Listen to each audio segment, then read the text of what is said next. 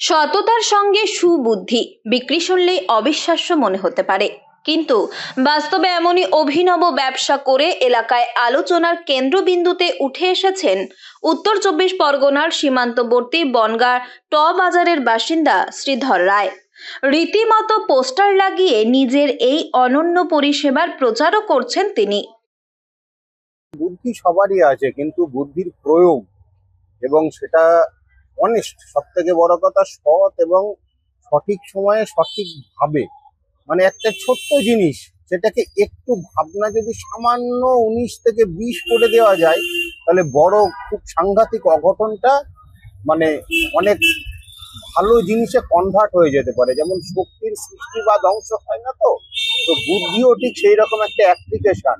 এটার কখনো সৃষ্টি বা ধ্বংস হয় না, এটা রূপান্তর করা যায়।